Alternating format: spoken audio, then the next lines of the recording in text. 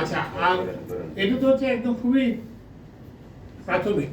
তো এইটাকে আমরা বিষয়টাকে তদন্ত করার জন্য আমরা বুয়েটের pro vice chancellor Abdul Hasib চৌধুরীকে আহ্বায়ক করে একটা কমিটি করেছি। সেখানে বুয়েটের আরেকজন অধ্যাপক আছেন মেকানিক্যাল ইঞ্জিনিয়ার ডক্টর মোহাম্মদ এহসান, উনি এটা সদস্য।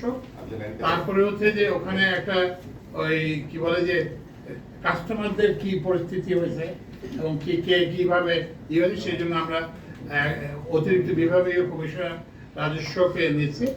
তারপরে হচ্ছে যে পল্লী বিদ্যুতায়ন বোর্ডের গ্রাহকদের কি অবস্থা, তাদের কি, সেটার জন্য আমরা পল্লী বিদ্যুতায়ন বোর্ডের একজন সদস্যকে নিয়েছি। তারপর West zone power distribution company যারা ওখানে ওনাকে করছে।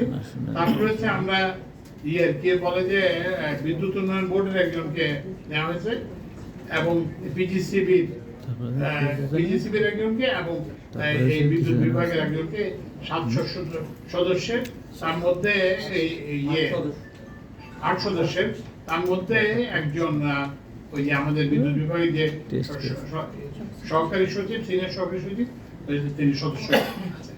এই কমিটির যে কার্যপরিধি হবে গ্রিড বিপর্যয়ের কারণ নির্ণয়, গ্রিড বিপর্যয়ের ক্ষেত্রে ব্যক্তি বা প্রতিষ্ঠানের দায় নির্ধারণ, ভবিষ্যতে গ্রিড বিপর্যয় পরিহারের লক্ষ্যে সুপারিশ প্রদান। কমিটি প্রয়োজনে এক বা একাধিক সদস্যকে প্রয়োগ করতে পারবে এবং কমিটি আগামী 7 কর্মদিবসের মধ্যে, কারণ ওনারা হয়তো ফিল্ডে যাবেন, খুলনাতে বরিশালে যাবেন, কমিটি আগামী 7 দিবসের মধ্যে সুপারিশ সহ প্রতিবেদন।